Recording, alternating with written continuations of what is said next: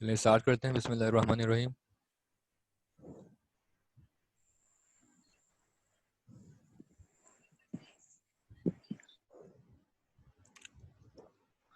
Lecture number 18 है आपका, machine.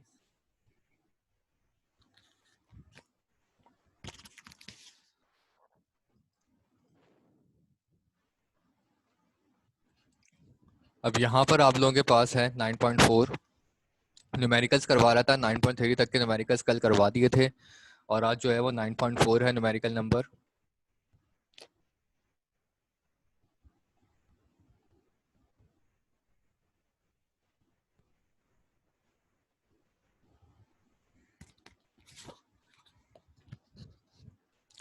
An effort of 100 Newton applied to a pulley system, it is able to lift a load of 400 Newton through a vertical height of 1 meter. To do this, the effort moves a distance of 8 meter. Calculate a mechanical advantage of the pulley system, the efficiency. देखिए basically क्या है कि एक effort apply हो रही है जो कि 100 न्यूटन है एफर्ट, और वेट, उस एफर्ट की वजह से जो वेट लिफ्ट हो रहा है, सही है, जो लोड उठ रहा है वो है 2400 न्यूटन। अच्छा, जितनी हाइट तक वो वेट लिफ्ट हो रहा है वो हाइट है 1 मीटर, और जो एफर्ट आर्म जो आप लगा रहे हैं, जिसको हम एल से रिप्रेजेंट करते हैं एफर्ट आर्म को, वो है आपका 8 मीटर। तो मैकेनिकल एडवांटेज एक तो आपको फाइंड करना है और दूसरा आपको एफिशिएंसी फाइंड आउट करनी है। तो बेटा सिंपल सा न्यूमेरिकल है कि मैकेनिकल एडवांटेज का फॉर्मूला होता है वेट डिवाइडेड बाय एफर्ट। सही है कि जितना आपका वेट उठ रहा है और जितनी आप अपनी एफर्ट लगा रहे हैं अपने वेट के हिसाब से, तो वो उन दोनों का जो है वो रेशो आपका मैकेनिकल एडवांटेज कहलाता है। तो आपने सिंपल 400 को डिवाइडेड बाय 100 कर दिया क्योंकि एफर्ट आपकी 100 न्यूटन है और वेट आपका जो है वो 400 न्यूटन है। ठीक है, ये 400 है, 2400 नहीं है बेटा, 400 न्यूटन है। तो 400 डिवाइडेड बाय 100 आपके पास क्या आया मैकेनिकल एडवांटेज? 4। सही है, तो इसका मैकेनिकल एडवांटेज आपका 4 आ गया। अब इसके बाद आपको एफिशिएंसी फाइंड आउट करनी है। तो एफिशिएंसी का फार्मूला होता है weight multiply by height divided by effort multiply bye effort arm. सही है कि जितना आप वेट उठा रहे हैं और कितनी उस वो वेट आपकी हाइट तक रेज हो रहा है, सही है, डिवाइडेड बाय कितनी एफर्ट लगा रहे हैं और कितनी जो है वो एफर्ट आर्म है। सबको आपने मल्टीप्लाई करवाया, 400 multiply by 1 divided by 100 multiply by 8 multiply by 100। Multiply by 100 हम इसलिए करेंगे क्योंकि एफिशिएंसी निकालने के लिए फॉर्मूला ही होता है कि आपको मल्टीप्लाई बाय 100 करना होता है ताकि परसेंटेज में आंसर आए। तो लिहाजा आप इन सबको मल्टीप्लाई करेंगे और डिवाइड करवाएंगे आपस में। 400 को इससे मल्टीप्लाई करेंगे, हो जाएगा 40,000, उसको डिवाइडेड बाय 800 करवाएंगे तो यह आ जाएगा 50%, यानी कि एफिशिएंसी उस मशीन की कितनी है? 50%। ये सिंपल सा न्यूमेरिकल है। नेक्स्ट है आपका A load of 2100 Newton placed on the top of a screw jack is lifted by a force of 300 Newton। ठीक है, अब स्क्रू जैक का न्यूमेरिकल है और इसमें वो क्या बोल रहे हैं कि एक लोड है जो कि 21,000 न्यूटन है, वो स्क्रू जैक के ऊपर फिट किया हमने। और स्क्रू जैक में क्या होता है कि हैंडल की मदद से हम वेट को रोटेट करवाते हैं। तो यहाँ पर आप लोगों के पास 21,000 न्यूटन का वेट था, उसको हमने स्क्रू जैक पे लिफ्ट का जो है फिट करने के बाद उस हैंडल को रोटेट करा तो वो वेट जो है वो लिफ्ट होना स्टार्ट हो गया। और हैंडल को रोटेट करवाने में जो हमारी एफर्ट लग रही है वो कितनी है? 300 न्यूटन की। सही है, तो हमारी एफर्ट हो गई 300 न्यूटन। एफर्ट आर्म जो हम लगा रहे हैं, टॉमी बार, यानी जो स्क्रू जैक का जो हैंडल होता है उसको हम टॉमी बार कहते हैं। तो टॉमी बार के ऊपर जो हम एफर्ट आर्म लगा रहे हैं वो क्या है? 35 सेंटीमीटर। देखें, अब यहाँ पर आपको एफर्ट आर्म दिया हुआ है उन्होंने 35 सेंटीमीटर में, और यहाँ पर जितने भी आपके मशीन्स के न्यूमेरिकल्स हैं, मशीन वाले, ठीक है, हर न्यूमेरिकल में नहीं होता ऐसा, सिर्फ मशीन वाले न्यूमेरिकल में जो यूनिट अगर आपको सेंटीमीटर में दिया हुआ हो तो उसको मिलीमीटर में कन्वर्ट करते हैं। सही है, तो यहाँ पर हमने सेंटीमीटर को मिलीमीटर में कन्वर्ट करवाना था, 35 डिवाइडेड बाय 100 कर दिया, सॉरी मीटर में कन्वर्ट करवाना था, तो 35 डिवाइडेड बाय 100 कर दिया, तो 35 डिवाइडेड बाय 100 आपका हो गया 0.35 मीटर। तो आपका एफर्ट आर्म हो गई 0.35 मीटर। अब वो जो वेट राइज हो रहा है उसकी हाइट कितनी थी, कितनी हाइट तक वो वेट राइज हो रहा है, तो वो कैलकुलेट करने के लिए h is equal to 2.5 millimetre हो गया। ठीक है, और मिलीमीटर 2.5 मिलीमीटर है। अब इसको भी आपको जो है वो मीटर में कन्वर्ट करवाना है, तो आपको यहाँ पर 2.5 डिवाइडेड बाय 1000 करेंगे, क्योंकि देखें आ, 1 मीटर के अंदर 100 सेंटीमीटर होते हैं और 1 मीटर के अंदर 1000 मिलीमीटर होते हैं। तो क्योंकि जब आपको सेंटीमीटर से मीटर में कन्वर्ट करवाना था तो आपने डिवाइडेड बाय 100 करवाया, और अब क्योंकि आपको मिलीमीटर से सेंटीमीटर में कन्वर्ट करवाना है तो आपने डिवाइडेड बाय 1000 करवाया। तो 2.5 डिवाइडेड बाय 1000, तो आपके पास क्या आ गया आंसर, 0.0025 मीटर। तो 0.0025 मीटर जो है वो आपका, ये आपकी हाइट हो गई कि कितनी हाइट तक वो वेट जो है वो लिफ्ट हो रहा है। अब आपको इसमें कैलकुलेट करवाना है एक तो मैकेनिकल एडवांटेज और दूसरा उसकी एफिशिएंसी। तो बेटा मैकेनिकल एडवांटेज कैलकुलेट करवाने के लिए फॉर्मूला क्या होगा, mechanical advantage is equal to weight upon effort. सही है, कि कितना आपका वेट है और उस हिसाब से आप कितनी अपनी एफर्ट लगा रहे हैं, तो वो चीज जो होगी वो उसकी मैकेनिकल एडवांटेज हो जाएगी, वेट अपॉन एफर्ट। तो यहाँ पर वेट आपका 21,000 था, एफर्ट आपने लगाई है कितनी 300, तो इसका मैकेनिकल एडवांटेज क्या आया, दोनों को डिवाइड करवाया तो 70। ठीक है, अब जब इसका मैकेनिकल एडवांटेज आ गया तो आपको एफिशिएंसी निकालनी है, और एफिशिएंसी का जो आपका न्यूमरेटर का फॉर्मूला है वो वही रहेगा, weight multiply by height divided by effort multiply bye effort arm. देखें यहाँ पर क्या होता था, क्योंकि जब दूसरी मशीन के बारे में हम पुलिस सिस्टम के बारे में बात करते थे तो effort multiply bye effort arm जो है वो एल से रिप्रेजेंट होता है, जबकि स्क्रू जैक के केस के अंदर एफर्ट आर्म जो है वो 2 पाई एल से रिप्रेजेंट होता है। सही है, 2 पाई एल से। ठीक है, क्योंकि आप जो है वो स्क्रू जैक के अंदर जो टॉमी बार है उसको पूरा एक 360 डिग्री सर्कल पर रोटेट करवाते हैं, अपने टॉमी बार को 360 डिग्री सर्कल पर रोटेट करवाते हैं, इस वजह से effort multiply by 2 pi L होगा। तो weight lifted multiply by height divided by effort multiply by 2 pi L multiply by 100, ये हो गया आपका। तो वेट ये रहा आपका, उसकी जगह आप और फिर आपने मल्टीप्लाई बाय हाइट रखा divided by effort 300 multiply by 2 पाई और एल, यानी आपके पास 2 पाई की वैल्यू जो है वो 3.14 होती है और उसके बाद एल की वैल्यू रखी है आपने। सही है, 0.0025। तो यहाँ पर जो है वो आपने सारी वैल्यूज को अपना पुट किया। ठीक है, यहाँ पे कुछ वैल्यूज इन्होंने आगे पीछे रख दी हैं। ठीक है, आप इसकी करेक्शन कर लिएगा। सबसे पहले यहाँ पर आएगा 21,000 मल्टीप्लाई बाय हाइट, हाइट क्या है आपकी 0.0025 वो रख दी इन्होंने। ठीक है, अच्छा एल यहाँ पर, हाँ इन्होंने किया ये है कि एल की वैल्यू को पहले रख दिया है और 2 पाई की वैल्यू को बाद में रख दिया है, उससे फर्क नहीं पड़ेगा न्यूमेरिकल के ऊपर। सही है, सिर्फ जो है वो जगह चेंज हुई है। तो यहाँ पर आपने एल की वैल्यू पहले रख दी, अगर आप उसको 3.14 के बाद रखते हैं तब भी एक ही बात है।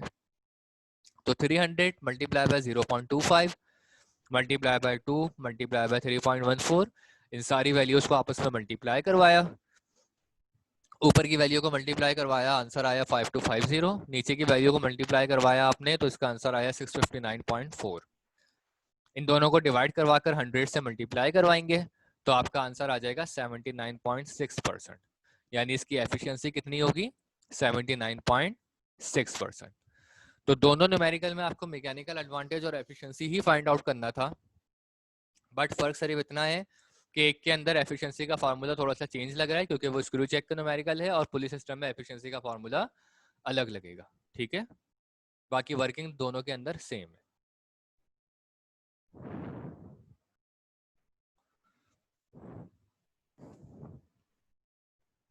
अब नेक्स्ट है आपका, the length of the handle of a screw jack is 40 centimetre and its pitch is 4 millimetre. एक स्क्रू जैक, ये भी बेटा स्क्रू जैक का न्यूमेरिकल है, जिसकी लेंथ उन्होंने बोली है वो क्या है 40 सेंटीमीटर है। सही है, और उसकी पिच जो है वो 4 मिलीमीटर है। How much load can be lifted by applying a force of 5 Newton. अब की बार आपको जो है वो फोर्स उन्होंने दे दी है और वो पूछ रहे हैं कि कितना वेट लिफ्ट हो सकता है उस फोर्स की वजह से, जो आप फोर्स उस पर लगा रहे हैं तो उसकी वजह से कितना वेट लिफ्ट हो सकता है। तो इसके लिए सिंपल, सबसे पहले आपको जो है वो लेंथ ऑफ स्क्रू जैक दिया हुआ है, और लेंथ ऑफ स्क्रू जैक क्या है आपके पास 40 सेंटीमीटर। तो 40 सेंटीमीटर आपका ये है। अब इसको मीटर में कन्वर्ट करना है तो 40 डिवाइडेड बाय 100 हो जाएगा, तो ये आपके पास हो जाएगा 0.4 मीटर। वेट आपके पास कितना फाइंड आउट करना है, और हाइट यानी कितनी हाइट तक, यानी पिच जो है बेसिकली उसकी कितनी है। सही है, जो स्क्रू जैक है उसकी पिच कितनी है वो दी हुई है आपको, उसको आप एस से ही रिप्रेजेंट करते हैं, क्योंकि हाइट हो या पिच हो वो दोनों एस से रिप्रेजेंट होते हैं स्क्रू जैक के अंदर, कल पढ़ाया था। तो हाइट आपकी 4, पिच जो है वो आपकी 4 मिलीमीटर है। 4 को अब मिलीमीटर को मीटर में कन्वर्ट करने के लिए बताया था 1000 से डिवाइड करवाते हैं, तो 4 मिलीमीटर डिवाइडेड बाय 1000 हो जाएगा, तो ये हो जाएगा 0.004 मीटर। अब 0.004 मीटर है और एफर्ट जो है वो आपकी 5 न्यूटन की लग रही है। तो for an ideal machine output जो है वो किसके बराबर होगा, इनपुट के। वेट तो देखें, अब कल बताया था कि कोई भी आइडियल मशीन वो होती है जिसमें जितना आप इनपुट दे रहे हैं उतना ही उसका आउटपुट आए। तो आउटपुट और इनपुट आपस में एक दूसरे के इक्वल होते हैं किसी भी आइडियल मशीन के लिए। तो यहाँ पर आइडियल मशीन की हम बात कर रहे हैं क्योंकि, तो वेट यहाँ पर आउटपुट आपका बराबर होता है W मल्टीप्लाई बाय एच के, और इनपुट आपका बराबर होता है स्क्रू जैक के अंदर P मल्टीप्लाई बाय 2πL के। सही है, आउटपुट बराबर होगा W multiply by H and input बराबर होगा P मल्टीप्लाई बाय 2πL के। तो यहाँ पर आपने फार्मूला कन्वर्शन किया। फार्मूला कन्वर्शन किस तरीके से किया, H यहाँ पर मल्टीप्लाई हो रहा था W के साथ, आपने इसको अपोजिट साइड पर भेजा, ये डिवाइड हो गया। तो फार्मूला क्या बनेगा, P multiply by 2πL divided by H। फिर उन सारी वैल्यूज को आपस में पुट किया। पहले तो P की जगह पर आपने 5 न्यूटन रखा effort, multiply bye 2πL, 2.4 0.4 L की वैल्यू रखी है आपने जो यहाँ पर निकाली है, फिर multiply by 2 multiply by pi की वैल्यू। पाई की वैल्यू बेटा फिक्स होती है, ये याद रखनी है, 3.14 होती है। तो पाई की वैल्यू आपकी 3.14 हो गई डिवाइडेड बाय एच। एच आपका क्या है 0.004, ठीक है, जो आपने यहाँ पर निकाला हुआ है कन्वर्ट करके, मीटर में कन्वर्ट करने के बाद इन सबको मल्टीप्लाई करके 0.004 से डिवाइड करवाया, तो सिंपल आपका आंसर आया weight is equal to 3140 newton. तो आपका वेट जो है वो 3140 न्यूटन आपका वेट आ गया। ठीक है, तो यहाँ तक बेटा न्यूमेरिकल समझ आ गए, कोई प्रॉब्लम इसमें इस्माइल? No sir. ठीक है, चलें तो फिर आपका यही लेक्चर मजीद कंटिन्यू होता है चैप्टर नंबर 10। ठीक है, क्योंकि चैप्टर नंबर 9 की सारी चीज़ें कवर हो गई हैं, थ्योरी करवा दी थी, न्यूमेरिकल ये 3 बचे थे, ये भी हो गए आपके। अब चैप्टर नंबर 10 है मैटर आपका। इसके स्टार्टिंग में तो जो है वो सिंपल चीज़ें हैं। सबसे पहले तो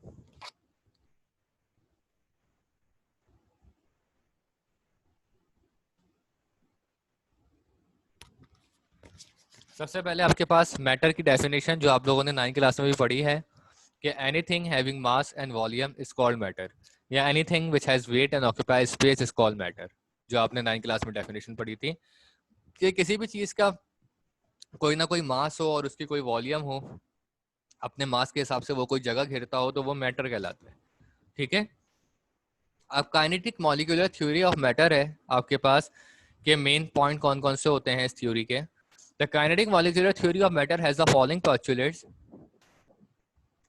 काइनेटिक मॉलिक्यूलर थ्योरी जो है वो आपकी इन फॉलोइंग पोस्टुलेट्स है। पहला पॉइंट क्या है, matter is made up of very small particle called molecule. कि मैटर जो है वो बहुत स्मॉल पार्टिकल से मिलकर बनता है जिसको हम कहते हैं मॉलिक्यूल।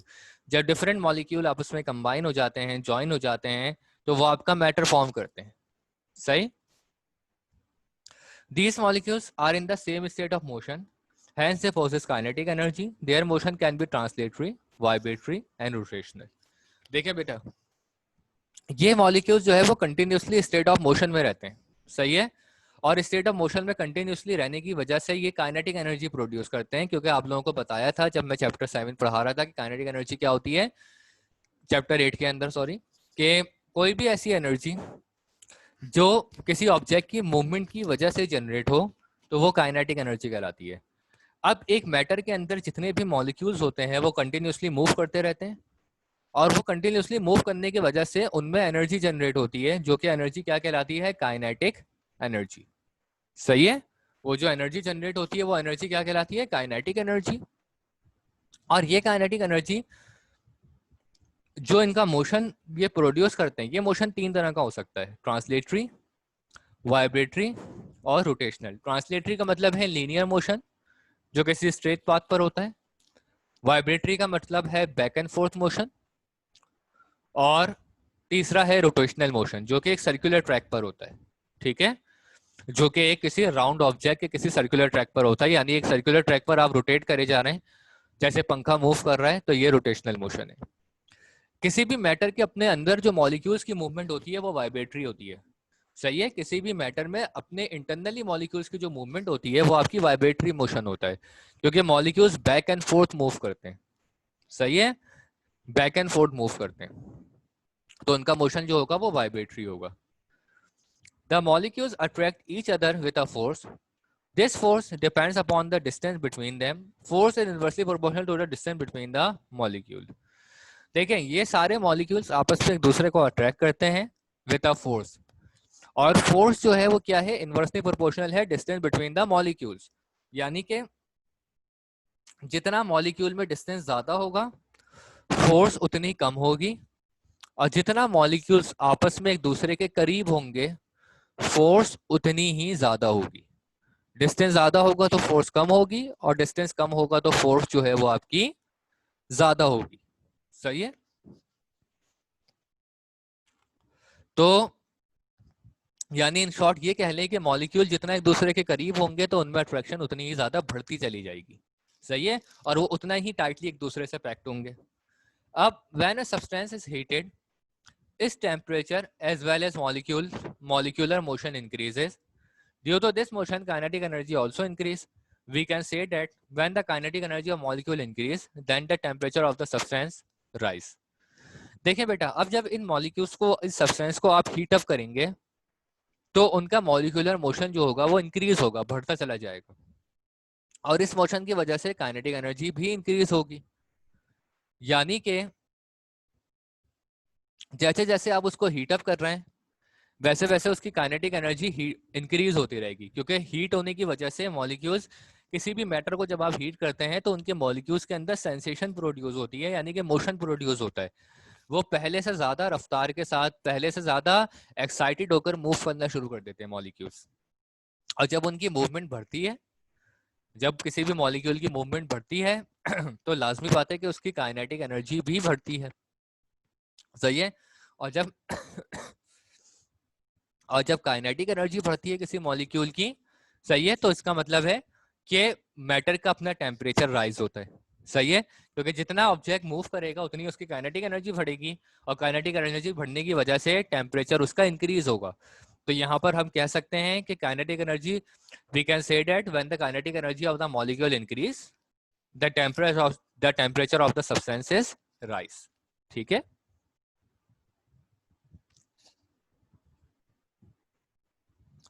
अब है आपके पास नेक्स्ट है ब्रोनियन मोशन। ये मोशन भी आप लोगों ने चैप्टर नंबर 6 केमिस्ट्री के अंदर पढ़ा था, कि इन्होंने कहा था कि एक मॉलिक्यूल, कोई भी सब्सटेंस है आपका, कोई भी मैटर की स्टेट है, खास करके लिक्विड और सॉलिड के अंदर, जब भी कोई इनके अंदर के जो मॉलिक्यूल्स हैं वो कंटिन्यूसली रैपिड जिगजैग मोशन रखते हैं, जिसको हम कहते हैं ब्रोनियन मोशन। ठीक है, a continuous rapid zigzag motion of a suspended particle, ठीक है, इज कॉल्ड ब्रोनियन मोशन। ये किसी भी पार्टिकल्स के अंदर जो मॉलिक्यूल्स का कंटिन्यूसली रैपिड जिगजैग मोशन होता है वो आपका ब्रोनियन मोशन कहलाता है।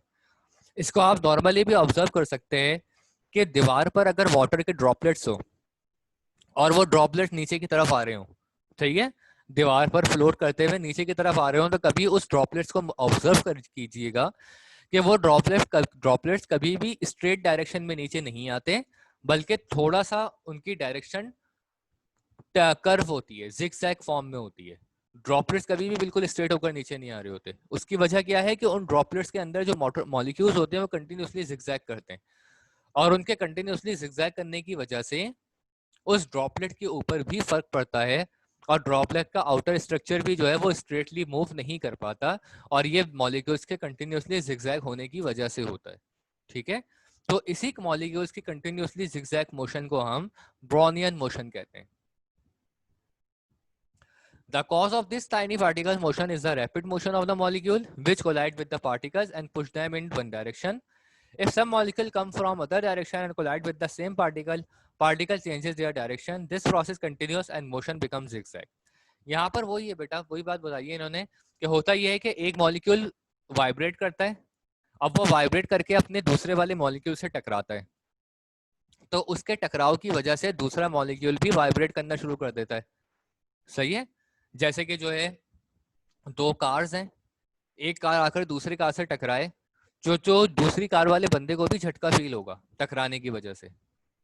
सही है, पहले वाले कार के तो होगा ही फील, लेकिन दूसरे वाले कार के ऑब्जेक्ट को भी झटका फील होगा, जो उसमें बंदा बैठा हुआ होगा, जो भी पर्सन बैठा हुआ होगा, उसको भी जो है वो शॉक लगेगा, झटका लगेगा। क्यों?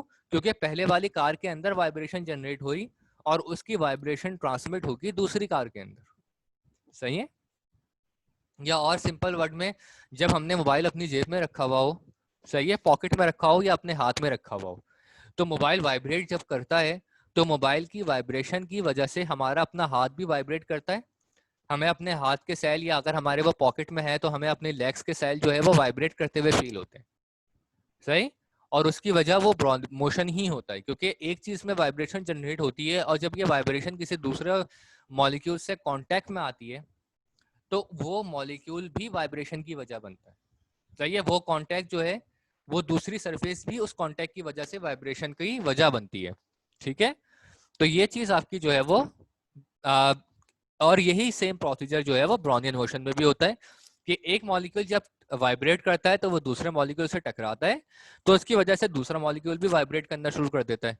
दूसरा जब तीसरे से टकराता है तो तीसरा भी वाइब्रेट करना स्टार्ट करता है। तो इस वजह से किसी भी पार्टिकल्स, किसी भी मैटर के अंदर, उसके अंदर के molecules continuously state of vibration में रहते हैं। ठीक है, कंटिन्यूसली जिगजैग मोशन में रहते हैं, जो कि आपका ब्रोनियन मोशन है।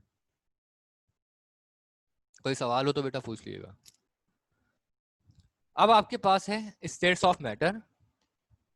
अभी आपने kinetic molecular theory of matter पढ़ी थी, अब है आपके स्टेट्स ऑफ मैटर के मैटर की कौन कौन सी स्टेट्स होती हैं। देखें बेटा, according to this kinetic theory of matter, matter की तीन स्टेट्स हैं आपकी, सॉलिड, लिक्विड और गैस, ये आपको पता है। तो सॉलिड क्या है आपके, according to the kinetic theory of matter, solid has the least kinetic energy, the properties of solid are given below. देखिए बेटा, सॉलिड में मोशन, वाइब्रेशनल मोशन सबसे कम होता है, मॉलिक्यूल की मूवमेंट सबसे कम होती है, क्योंकि सॉलिड के मॉलिक्यूल आपस में टाइटली पैक्ड होते हैं, एक दूसरे से बिल्कुल फिक्स्ड होते हैं। तो जब इनकी मूवमेंट कम होती है तो इनकी काइनेटिक एनर्जी भी क्या होती है, कम होती है। ठीक है, the particles are very close to each other. अगर हम जो है इनके पॉस्टुलेट्स देखें तो सॉलिड के पार्टिकल्स आपस में बहुत कम होते हैं, सॉरी बहुत क्लोज होते हैं एक दूसरे से, और यही वजह है कि पार्टिकल के क्लोज होने की वजह से उनकी शेप और वॉल्यूम फिक्स्ड होती है। Particles in a solid vibrate to and fro from their mean position. किसी भी सॉलिड के जो पार्टिकल्स होते हैं वो बैक एंड फोर्थ मोशन रखते हैं, टू एंड फ्रो मोशन रखते हैं। सही है, मेन पोजीशन से टू एंड फ्रो मोशन का मतलब बैक एंड फोर्थ ही होता है, यानी कि वाइब्रेटरी मोशन। सही है, लेकिन उनका मोशन बहुत स्लाइट होता है, इसी वजह से उनकी काइनेटिक एनर्जी भी बहुत कम होती है। On heating they melt and convert into solid. जब आप सॉलिड, लिक्विड, जब आप किसी सॉलिड को हीट करते हैं तो वो लिक्विड में कन्वर्ट हो जाता है, लेकिन दूसरे पॉइंट में ये भी लिखा हुआ है कि some solid also convert directly into gas on heating. लेकिन कुछ सॉलिड ऐसे भी होते हैं जो बजाय लिक्विड में कन्वर्ट होने के डायरेक्टली गैस में कन्वर्ट होते हैं। सही है, वो उनके अंदर बीच वाली स्टेज होती ही नहीं है, वो डायरेक्ट सॉलिड से गैस में कन्वर्ट होते हैं, और ऐसे सॉलिड्स को हम लोग कहते हैं सबलाइम्स। ठीक है, ऐसे सॉलिड को हम कहते हैं सबलाइम, और इस प्रोसेस को हम कहते हैं सब्लिमेशन। जस्ट लाइक पेपर, अगर आप किसी पेपर को हीट अप करते हो तो वो पेपर जो है वो लिक्विड में कन्वर्ट नहीं होता, बल्कि वो डायरेक्टली एशिस बनकर गैस में कन्वर्ट हो जाता है। और वुड के साथ भी यही होता है कि जब आप किसी वुड को हीट अप करते हो तो वो डायरेक्टली जो है वो लिक्विड में कन्वर्ट नहीं होती है, बल्कि डायरेक्टली एशिस बनकर गैस में कन्वर्ट हो जाती है। जबकि कुछ सॉलिड ऐसे हैं जिनको हीट अप करने से आप वो लिक्विड में कन्वर्ट हो जाते हैं, जस्ट लाइक आयरन।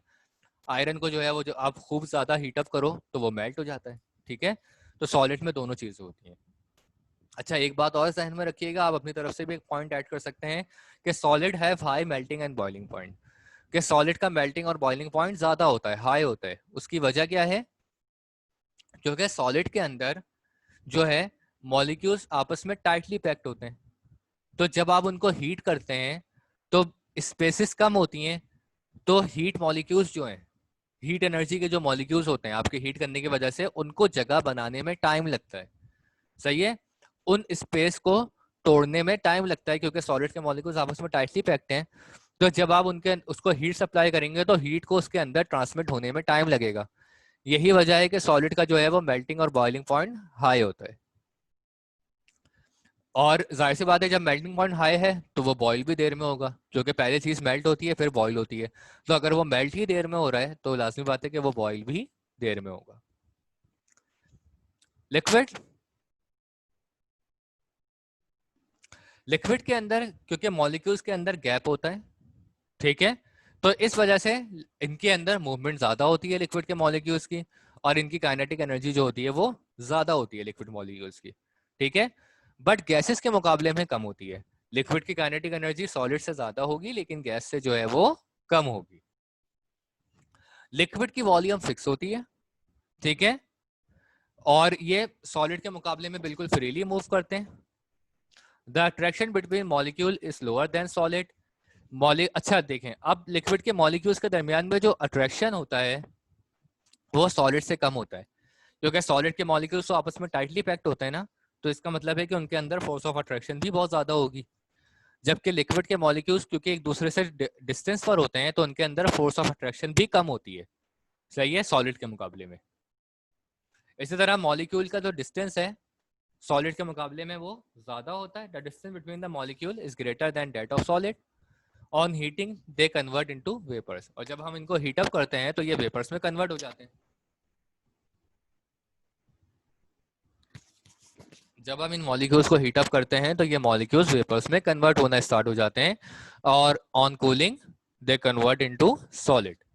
सही है, और जब हम इनको कूल डाउन करते हैं, ठंडा करते हैं, तो ये सॉलिड में कन्वर्ट हो जाते हैं। यानी वही चीज कि अगर आप लिक्विड को फ्रीज करोगे, उसको ठंडा करोगे, तो वो उसमें सॉलिड में कन्वर्ट होता है, और अगर आप लिक्विड को और ज्यादा हीट अप कर रहे हो तो वो गैस में कन्वर्ट हो जाएगा।